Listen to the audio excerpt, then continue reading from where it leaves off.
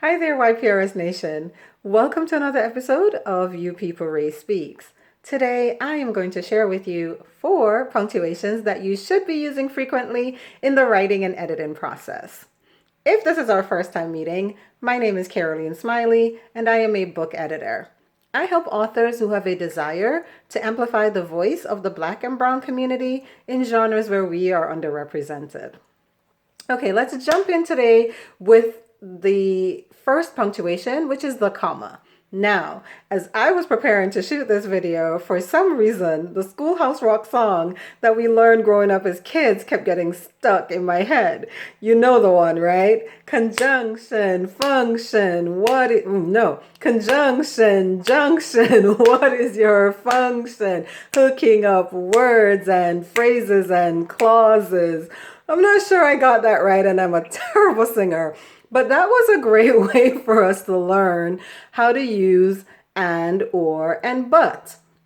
However, as writers, we tend to overuse those 3 little words. So one solution is simply to insert a comma. Now, I recommend 2 uses of a comma. One is when you want to separate items on a list. So if you have 3 or more items, go ahead and insert a comma to separate them. Now I'm going to share with you an unpopular opinion. I've been told it's outdated and it's old-fashioned, but I still use it and I recommend it. And that is, you should insert a comma before the and before that last item. So if your items are rat, cat, mouse, then it's rat, comma, cat, comma, and mouse. Go ahead and place that comma before the and. Yes, it's no longer popular, but I find that it leaves no room for confusion for your readers. They understand exactly what point you're trying to convey when you have commas as separators. The other way I recommend using a comma is to indicate to your readers that you would like them to take a pause at this point in your story. So the comma is your friend. Go ahead and use it. The next punctuation I want to talk to you about is the semicolon. So the semicolon does not get the hype that the comma and other punctuation marks get. However, it is a great tool to have in your kit. You can use, one way to use the semicolon is when you have a long sentence that you need to break up, but it has connecting thoughts. So an example is, my mom is making her world famous chicken soup, semicolon, it's bubbling away on the stove, period. The other way that you should use a semicolon is if you have a sentence that already has commas in play. So the example here is, the quieter I was, comma, the stronger the blows, semicolon. The louder I was, comma, the longer the beating, period.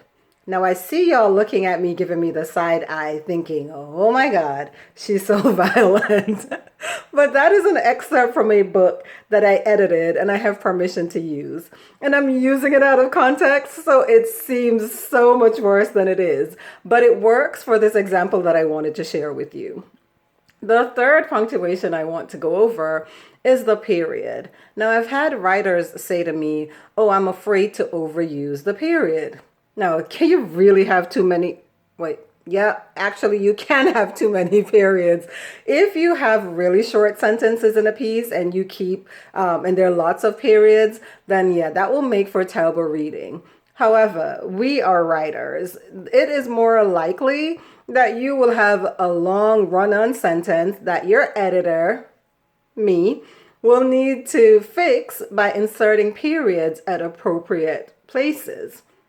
So as you go through your draft and you're doing the revision, look for areas where you can insert a period, start a new sentence, but still keep the story flowing and still give that message to your audience that you are trying to share with them.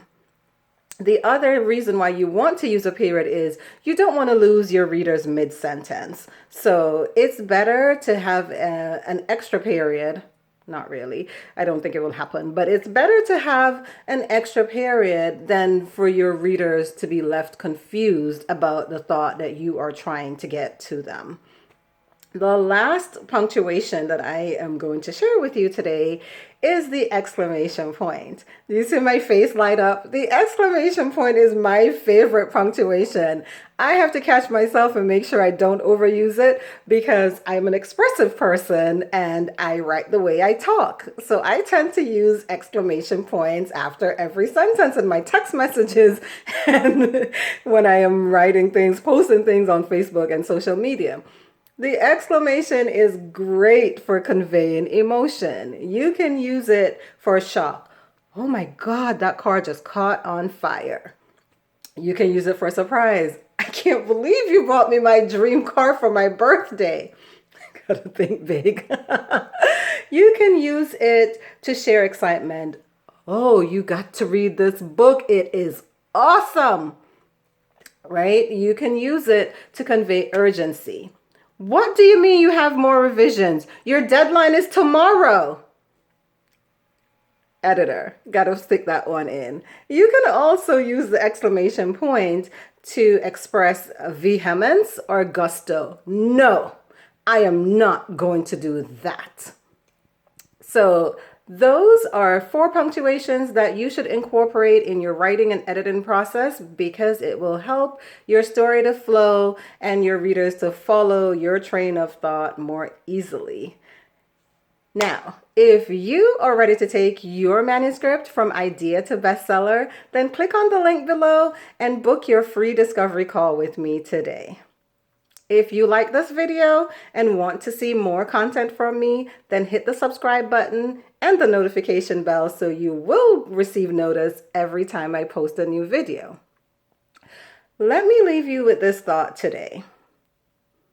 If there's a book that you want to read and it has not been written, then you must write it, said Toni Morrison. Until next time, happy writing.